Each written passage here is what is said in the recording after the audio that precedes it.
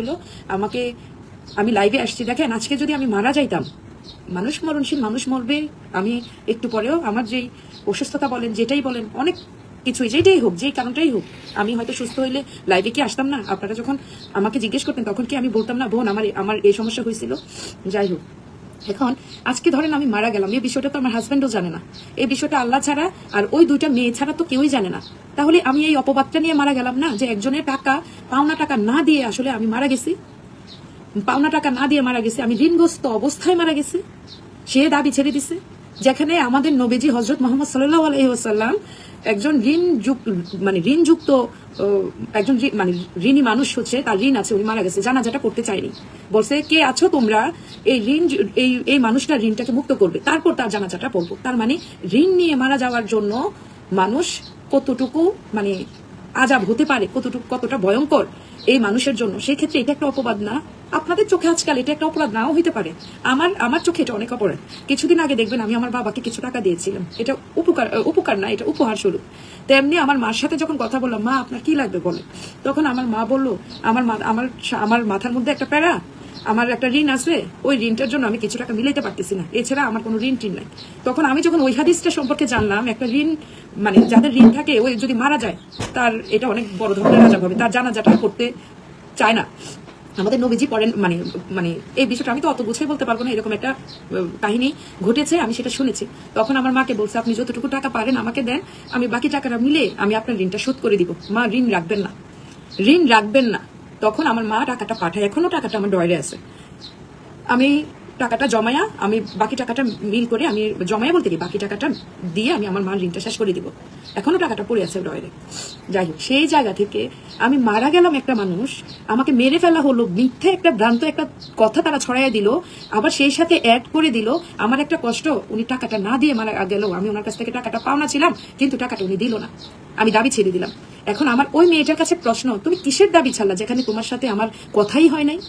শুটের ব্যাপারে তোমার সাথে আমার ফোন নাম্বারে তোমাকে কোনো ইনভাইটেশন আমি করলাম না, কিসের দাবি ছাড়লা, যেখানে তোমার সাথে আমার টাকা নিয়ে থাক দূরের কথা, শুটে যে তুমি আসবা এটা নিয়েও তো আমার কোনো কথা হয় নাই তোমার সাথে, তুমি বললা যে তুমি দাবি ছাড়লা। আরে বোন, তোমরা সারা জীবন টিকটক করবা? আরে আমি একটা সময় দোয়া করতাম, আমি যখন টিকটক কাজ প্রেজেন্ট করতাম, আমি দোয়া করতাম, যদি টিকটকটা চলে যাইতো বাংলাদেশ থেকে, যদি চলে যেত, একবার শুনছিলাম টিকটকটা চলে যাবে, আমার মতো খুশি মনে কেউ হয়নি যে যদি চলে যেত। আচ্ছা, এটা হচ্ছে দেখেন, এই মেয়েটা, এই যে কোন আঁকি, কি তুমি প্রোফাইলটা একটু সামনে আনবা, এই যে প্রোফাইলটা আছে, এই যে দেখেন, এই মেয়েটার সাথে আমার শুট নিয়ে কোনো কথা হয় নাই, এবং আমার শুটের যে ডিটেলসটা এটা আমি শোনাচ্ছি। তবে তার আগে আমি শোনাচ্ছি তার হচ্ছে স্ট্যাটাসটা, ইন্না লিল্লাহি ওয়া ইন্না লিল্লাহি রাজিউন।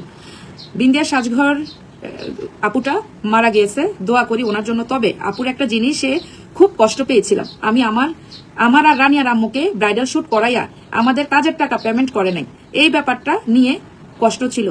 আর আজ উনি মারা গেছেন, আমার দাবি ছেড়ে দিয়েছি, তোমার রানিয়ার আম্মুর টাকা আমি পেমেন্ট করি নাই। আচ্ছা, এবার আসি শুটের কথায়।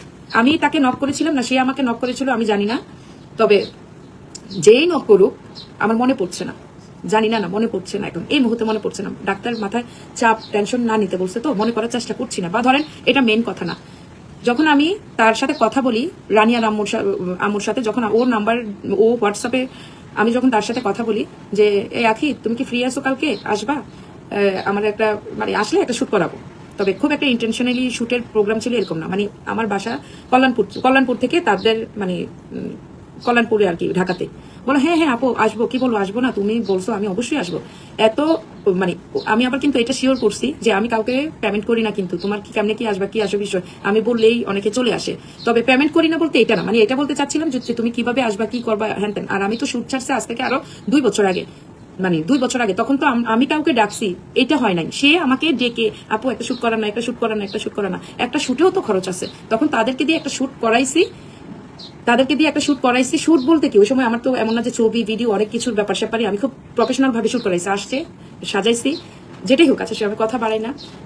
পেমেন্টের বিষয়টাতে হচ্ছে ইন্টারেস্টেড, মানে ও কিভাবে কি, সরি আমি কথা বলে যাচ্ছি, আবার রিপিট করছি। ওর সাথে আমার টাকা নিয়ে কথা হয়নি, এক কথায় কোনো টাকা নিয়ে কথা হয়নি। সে এতটাই এক্সাইটেড ছিল, এক্সাইটেডের তো আমি বললাম এই তোর কাছে কি কেউ আছে, থাকলে নিয়ে আসিস, আমার কাছে 2টা স্পন্সর লেহেঙ্গা আছে, হ্যাঁ পাঠাইছিল, এগুলা দিয়ে ভাবছি একটা সাজ করে ফেলবো। পরে বলো আপু আমার সাথে তো তেমন কারো পরিচিত নাই, তবে আখি মেয়েটা আছে। কোন আখি? ওই যে সতীন আছে, এখন মেবি ডিভোর্স হয়ে গেছে, ওই আখি, মানে যে পোস্টটা করছে ওই আখি। বললাম আচ্ছা ঠিক আছে তাহলে আইসো, নিয়ে এসো, সমস্যা নেই।